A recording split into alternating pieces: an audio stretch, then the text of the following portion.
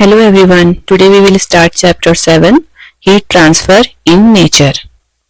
Pema and her brother Palden reside in Gangtok. On a cold winter evening, they are sitting around a fireplace. तो पेमा और उसका भाई पालदेन ये गैंगटॉक में रहते हैं और एक ठंड शाम में वो एक आग के पास बैठे हुए हैं. ठीक है. Palden shares his experience of visiting Kerala during the winter vacation. अब पालडेन जो है अपने एक्सपीरियंस शेयर कर रहा है केरला के, जो वो सर्दियों की छुट्टी में गया था. He says that compared to Gangtok, winter in Kerala is comparatively warm and humid. तो वो बताता है कि जो गैंगटॉक में जो विंटर्स है उससे ज्यादा गर्म और ज्यादा नमी वाली विंटर्स होती है केरला में. Both Pema and Palden are curious about why some places are so cold and others quite hot. अब ये दोनों सोच रहे हैं कि ऐसा क्यों होता है कि कुछ जगह ऐसी होती हैं जो ज्यादा ठंडी होती है और कुछ ज्यादा गर्म. Hearing them express their curiosity, their grandfather, a retired science teacher, says Kerala is closer to the equator than Sikkim and it also has long coastline. तो उनके जो दादाजी हैं वो उनकी बातें सुन रहे थे कि ये बच्चे कितने जिज्ञासु हैं. तो उन्होंने बताया कि केरला जो है एक तो वो इक्वेटर जो है, जो भूमध्य रेखा है जो पृथ्वी को दो हिस्सों में बांटती है, उस इक्वेटर लाइन के पास है. ठीक है. और जो है उसका एक काफी लंबा हिस्सा जो है वो तटीय है, समुद्र के किनारे वाला हिस्सा है. Which results in warmer and more humid weather condition, जिसकी वजह से वहां पे ज्यादा गर्मी होती है और ज्यादा नमी रहती है वहां के मौसम में. Palden replies, yes, we learned in grade 6 science and social science that for us on the earth the sun is the main source of heat and light and around the equator the climate is generally hot. तो बच्चा कह रहा है कि class 6 की science और social science में हमने पढ़ा है कि पृथ्वी पे जो मेन सोर्स होता है गर्मी का भी और रोशनी का भी वो होता है सन, और जो इक्वेटर लाइन होती है जिसके ऊपर सन की सीधी किरणें पड़ती है वो जनरली गर्म होती है वो वाली जगह.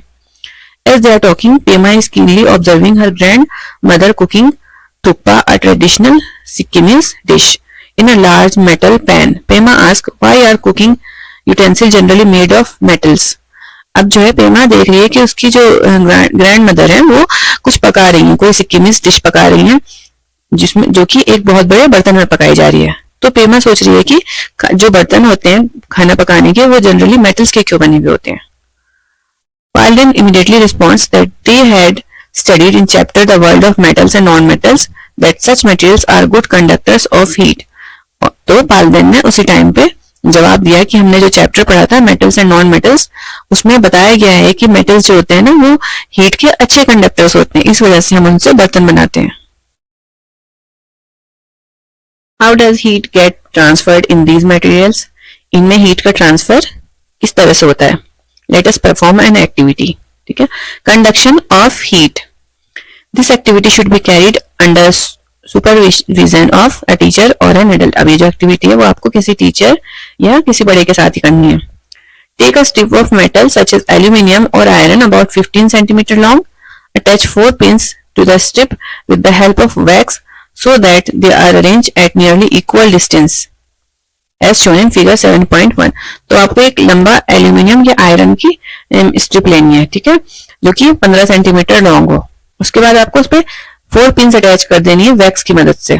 मोम लगा के चिपका देना है 4 पिन को और हर पिन के बीच में 2-2 सेंटीमीटर का डिफरेंस होना चाहिए. Secure the strip to a stand and label the pins as 1, 2, 3 and 4 as shown in figure 7.1. अब जो है इसको पिन को स्टैंड पे सिक्योर करेंगे और हम इस पिन पे मार्किंग कर देंगे 1, 2, 3, 4 तक. If stand is not available place the strip between 2 bricks for support. अगर स्टैंड ना हो तो 2 ईंटों के बीच में भी आप ये लगा सकते हैं. Heat the end of strip that is away from the stand with a candle और ए स्प्रिट लैम्प. अब जो है जो दूर वाला हिस्सा है स्ट्रिप का उसको हमें क्या करना है, उसको हमें गर्म करना है कैंडल की मदद से या फिर किसी स्प्रिट लैम्प की मदद से.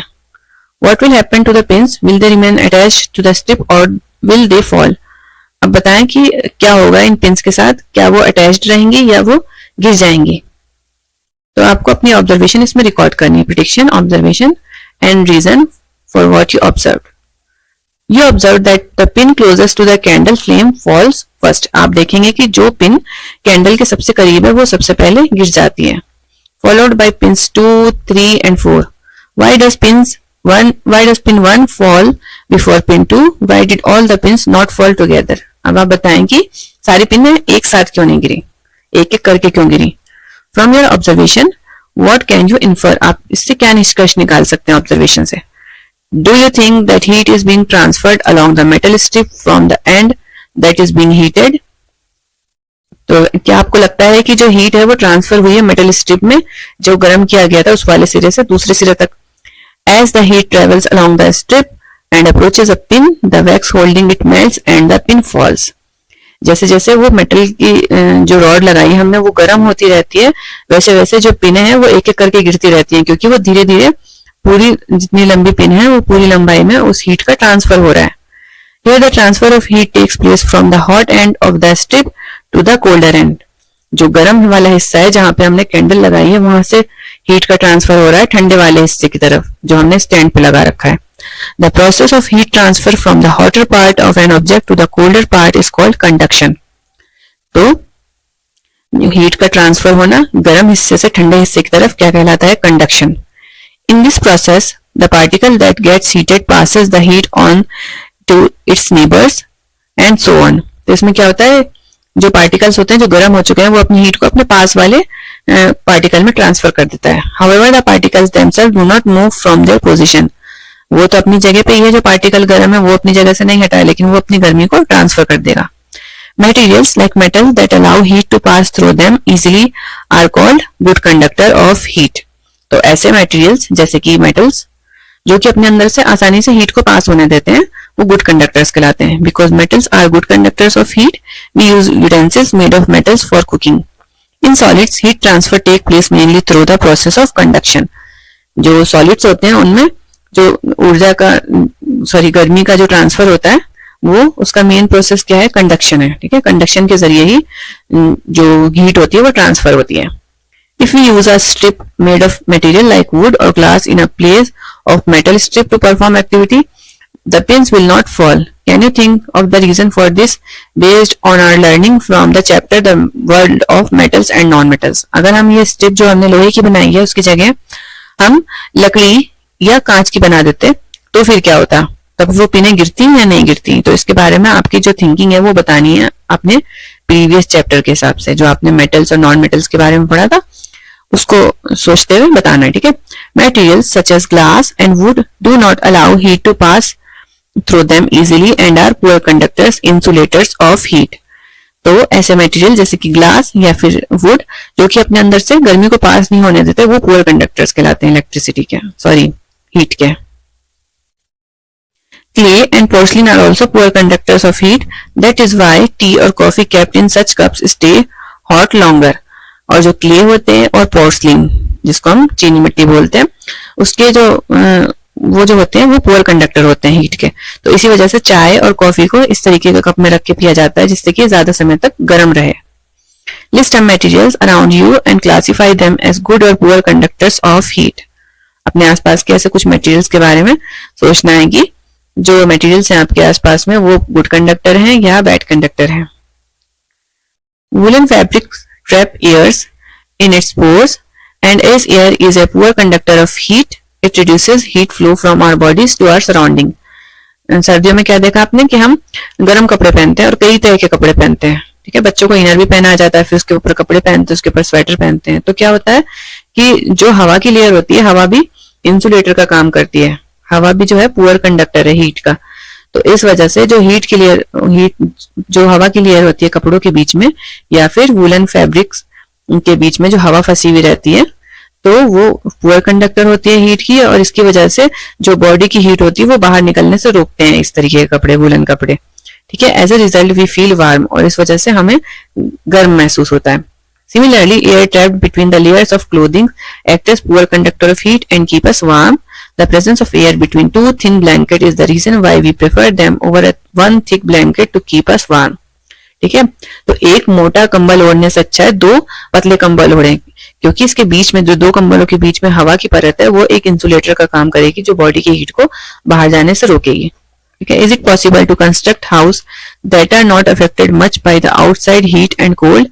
Houses constructed in places with a very hot or cold climate often use the concept of heat transfer to keep them cool or warm.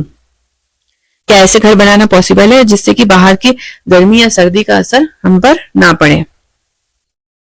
बहुत ठंडे और बहुत गर्म जगहों पे जो घर बनते हैं उनके अंदर इस बात का ध्यान रखा जाता है कि वो अंदर वाले लोगों को ज्यादा गर्मी या ज्यादा सर्दी ना लगे. तो ये जो कॉन्सेप्ट ऑफ हीट ट्रांसफर है उसको फॉलो करते हैं. ठीक है, दीवारों में भी 2 लेयर्स बनी हुई होती हैं. Fascinating facts: the upper region of Himalayas, such as the Mori block of Uttarkashi in Uttarakhand, experience an extremely cold climate and heavy snowfall during winters. Houses here are often built to stay warm during winters, with walls made of 2 wooden layers filled with cow dung and mud between them. As wood and mud are poor conductors of heat, they prevent heat loss and help in keeping the houses warm. जो हिमालय के ऊपरी हिस्से हैं जहाँ पे बहुत ज्यादा ठंड पड़ती है, ठीक है, तो वहां पे घर कैसे बनाए जाते हैं? वहां पे लकड़ी के 2 दीवारें बनाई जाती हैं, 2 परत की दीवारें, और उनके बीच में काउडंग और मड, मिट्टी भर दी जाती है. तो ये जो उसके अंदर हम मिट्टी और काउडंग भर रहे हैं वो क्या काम करता है? वो पुअर कंडक्टर होता है हीट का, जिसकी वजह से जो घर के अंदर जो है, घर के अंदर वाला हिस्सा गर्म बना रहता है, घर के अंदर की गर्मी बाहर नहीं निकलती है. These are houses with outer walls that are constructed using hollow bricks that keep them warm in winters and cool in summers. जो ईंटें लगाई जाती हैं तो वो कैसी होती हैं? अंदर से खोखली होती हैं. This happens because the air that gets trapped in the hollow bricks is a poor conductor of heat. Pema draws Palden's attention to the rising smoke from the burning firewood around which they are sitting. तो पेमा जो है वो पाल्डेन का ध्यान खींचती है उस धुएं की तरफ जो कि उस आग में से निकल रहा था जिसके आसपास वो लोग बैठे हुए थे. अब है कन्वेक्शन, पढ़ेंगे हम अपने नेक्स्ट वीडियो में. Thanks for watching.